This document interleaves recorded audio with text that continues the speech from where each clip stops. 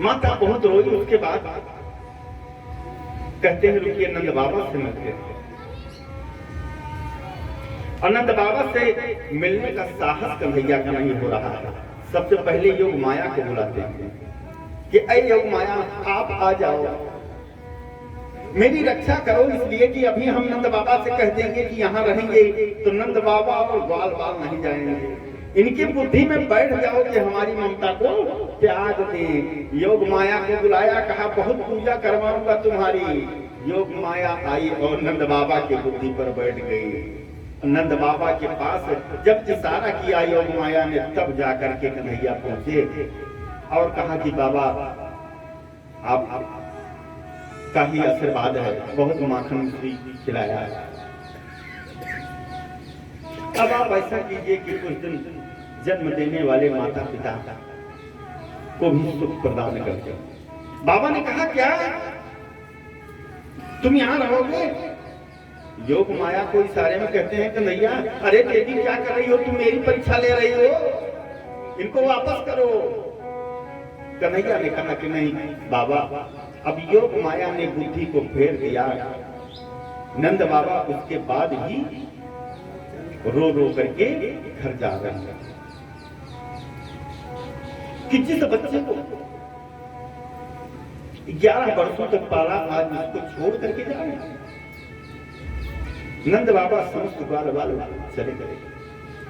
इधर वसुदेव ने कहा कि अभी बच्चों का एक कभी संस्कार नहीं और इनको बुलाओ और ये जाने और इनका यज्ञ कभी संस्कार हो और उनकी दीक्षा। अब चले गए, कहा कि ठीक है। गर्गाचार्य जी बुलाया, गर्गाचार्य जी आ गए और गर्गाचार्य जी से पूछा कि ये बताओ यज्ञ कभी संस्कार कराओ, इस समय पर कौन सा विद्यालय बढ़िया चल रहा है वहीं प्रवेश कराएं। कहा इस समय पर तो उज्जैन में एक विद्यालय है, वही बहुत सुंदर चल रहा है, सांदीपन मुनि का। कहा ठीक है, उसी में प्रवेश करा दिया। और उसी में प्रवेश कराने के बाद श्रीदामा नाम की सखा से मुलाकात हुई। सुदामा नाम के 3 सखा थे, एक सुदामा को, एक सुदामा वाली, एक सुदामा ये, जिनकी कथा कल आई। अब प्रवेश किया और तत्काल कुछ ही दिनों में शिक्षा पा गए कि गुरु गृह गए धन रघुराई। गुरु गृह गए पढ़न रघुराई। गुरु गृह गए पढ़न रघुराई। कल्प काल में जातक आए, कल्प काल में जातक आए। गुरु जी के यहाँ अध्ययन करने के लिए गए और थोड़े ही समय में समस्त विद्याओं से पारंगत हो गए। अब सब विद्या प्राप्त कर लिए और विद्या प्राप्ति के बाद जब चलने लगे तो गुरु जी से कहा कि ऐसा है कि ये बताओ कि गुरु जी दक्षिणा, इसलिए कि बिना गुरु दक्षिणा के शिक्षा पूर्ण नहीं होती, दक्षिणा बताइए। गुरु जी ने कहा कि बेटा गुरु दक्षिणा तुमसे कुछ नहीं चाहिए, लेकिन तुम्हारी गुरु माता है, अगर इनसे पूछ लीजिए, इनकी कुछ इच्छा हो तो गुरु माता से मिल लीजिए। कहा ठीक। गुरु माता के पास गए, कहा माता की मेरी शिक्षा पूर्ण हो गई और शिक्षा पूर्ण हो गई तो अब हम जाना चाहते हैं अपने घर। गुरु माता ने कहा तो क्या बेटा? कहा गुरु दक्षिणा बताइए। गुरु जी ने कुछ नहीं बताया। अब गुरु माता ने गुरु दक्षिणा बताया। कहा बेटा क्या बताएं?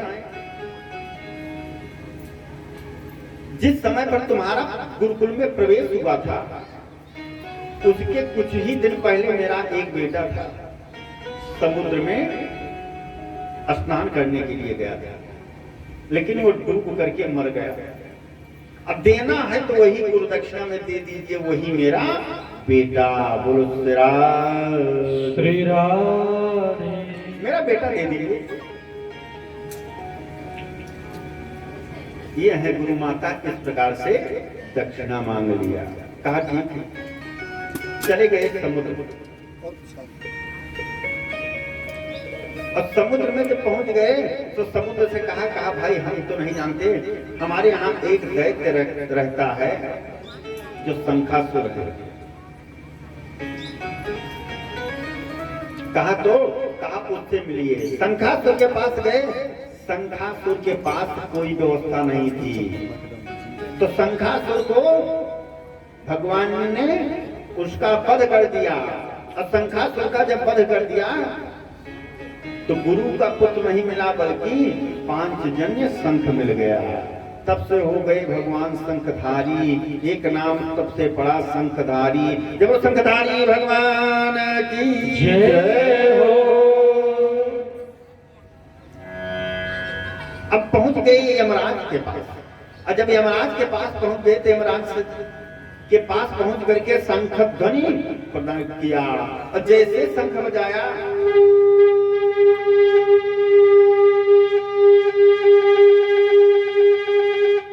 यमराज जो है दौड़ करके आ गया।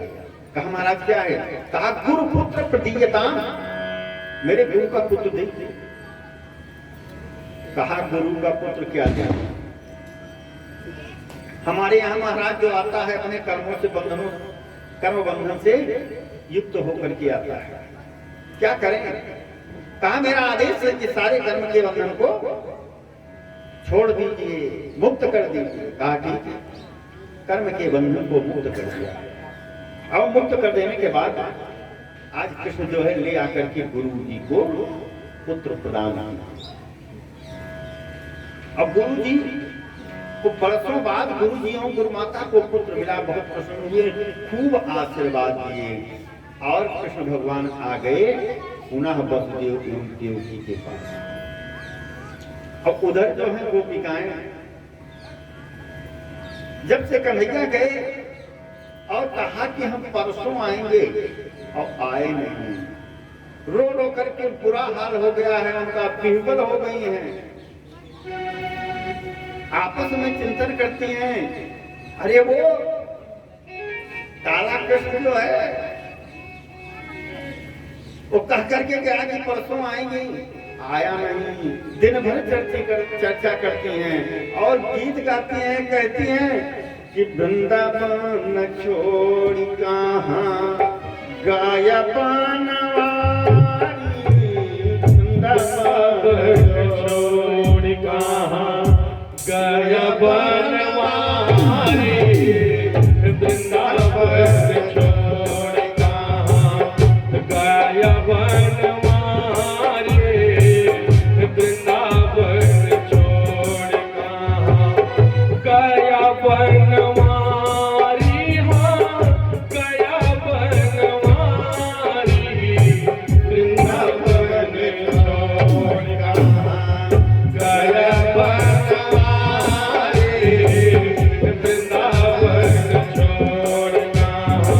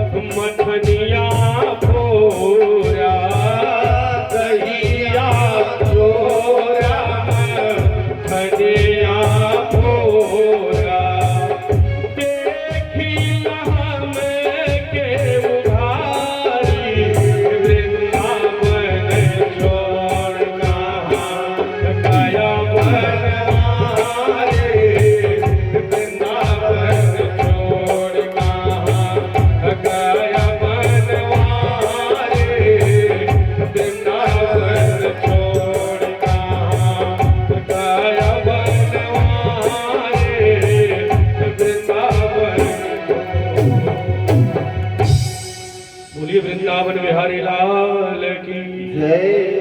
बोलिए राधे सरकार की जय। इस प्रकार से आज गोपिकाएं विह्वल होकर के कृष्ण को याद किया, लेकिन कृष्ण जब से आए कभी गए नहीं। फिर जाकर के वृंदावन की तरफ कृष्ण गए नहीं, गोपिकाएं याद करती ही रही। अब माता पिता देवकी वसुदेव के साथ रहने लगे। महाराज उग्रसेन जो है उनका राज्य चल रहा है, लेकिन कंस की जब मृत्यु हुई तो कंस की दो पत्नियां थी। अस्ति प्राप्तिस्य कंसस्य महिष्यो भारतर्षभो मृते भरतारि दक्षार्थे यतो अस्मा पितुर्गृहा। अस्ति एवं प्राप्ति दोनों क्या करती हैं कि अपने पिता के यहाँ चली जाती। अब पिता के यहाँ जाने के बाद कहती हैं कि पिताजी मेरे पतिदेव को कृष्ण नाम का ग्वाला एक मार दिया। उनके पिता हैं जरासंध।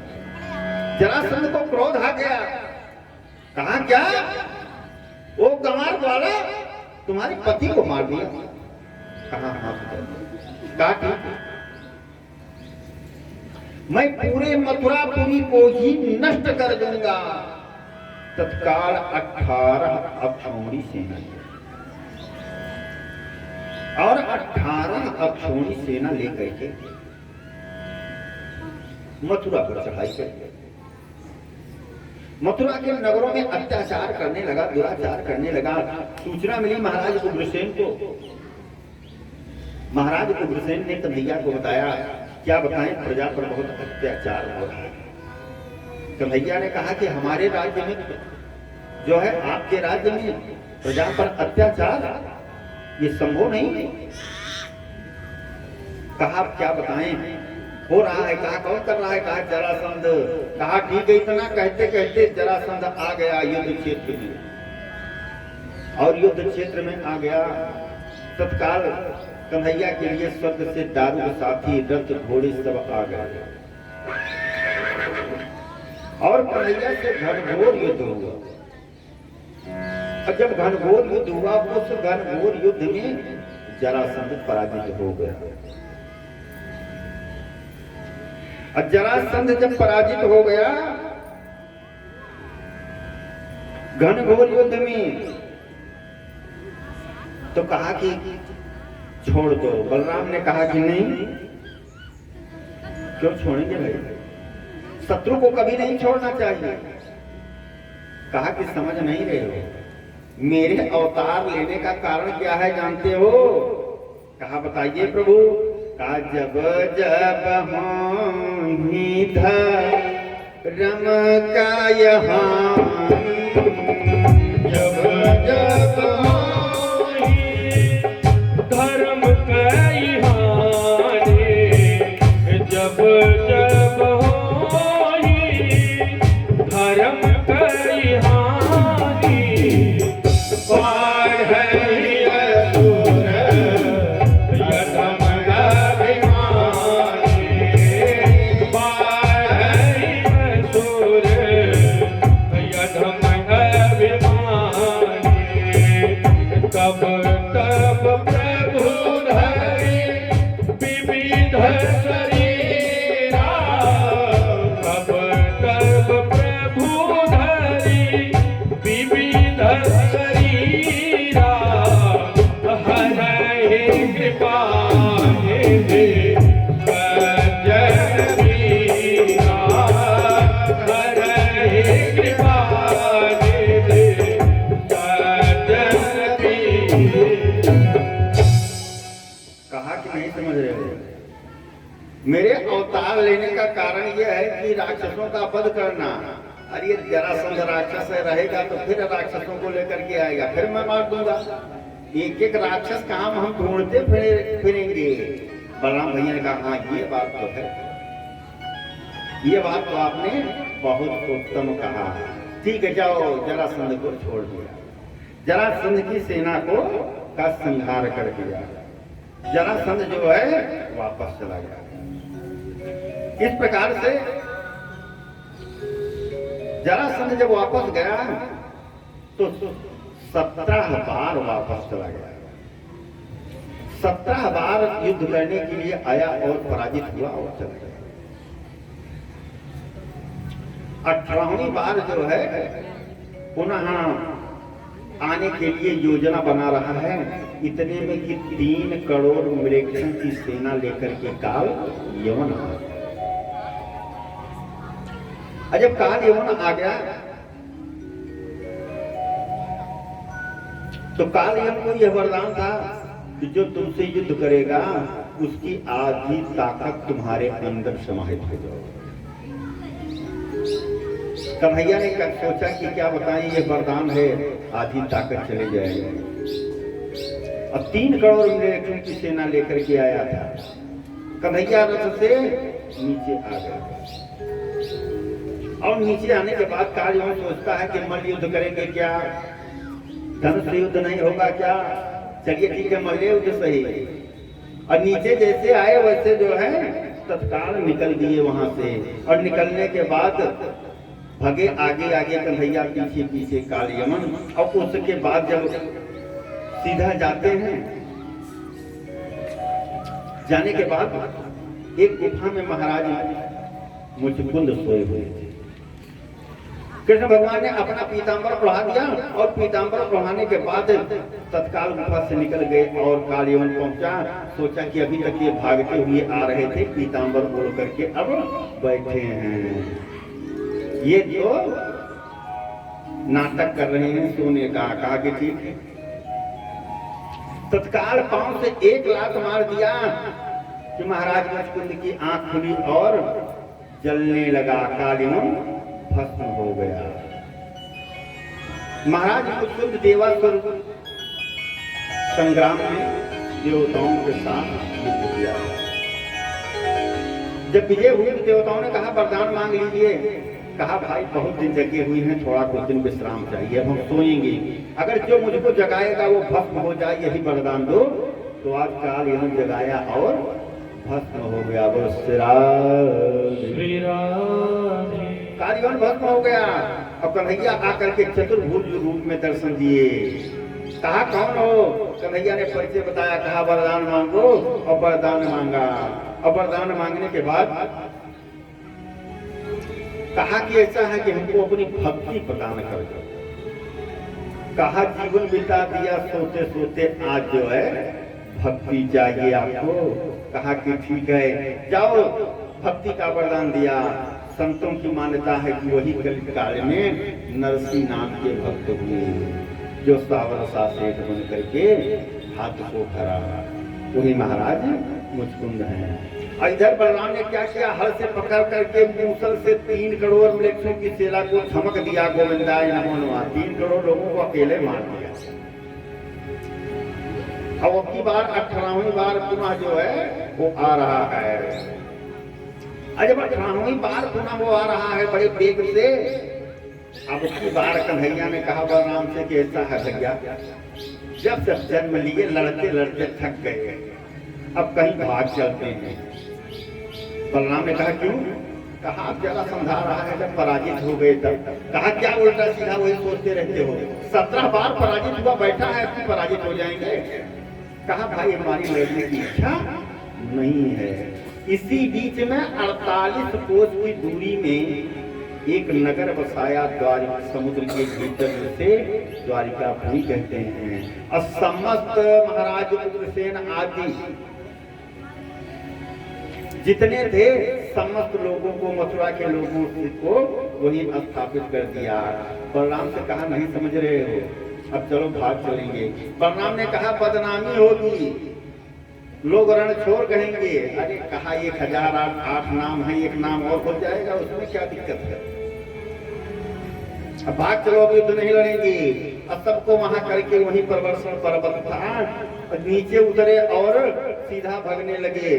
जरासंध देखा, कहा अरे गंवार वाले आओ, रुको रुको, मैं तुमको बताता हूँ। प्रवर्षण पर्वत पर चढ़ गए, कुछ देर तो ढूंढा जरासंध ने, जब नहीं मिले उसमें आग लगवा दिया। प्रवर्षण पर्वत जलने लगा। अच्छा, प्रवर्षण पर्वत जलने लगा तो जरासंध ने समझा कि ऐसा है कि कृष्ण बलदाऊ जी में भस्म हो गए। अब पूरे मथुरापुरी के लोग तो 48 कोस की द्वारिकापुरी में सब वहां पहुंच गए। अब की बार प्रसन्नता से वापस चले गए। तो भगवान रण छोड़ करके भगे क्यों? इस पर संतों ने प्रश्न किया कि भाई भगे क्यों? भगवान सबसे प्रिय अगर किसी को मानते हैं तो ब्राह्मण को।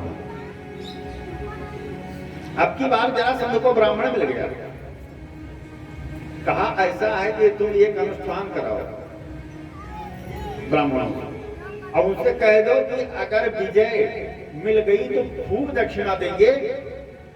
अच्छा, बहुत दक्षिणा का नाम सुनेंगे ना पंडित जी, तो मन लगा करके जाप करेंगे और थोड़ा स्वागत वगैरह उनका भी अच्छे से कर देना। कहा ठीक है। ब्राह्मणों का खूब स्वागत किया और अनुष्ठान पर बैठाया और खूब दक्षिणा देते थे प्रतिदिन। और कहा इतना समझो कि महाराज जी अगर मैं विजयी हो गया तो खूब दक्षिणा देंगे, गरीबी नहीं रहेगी कभी।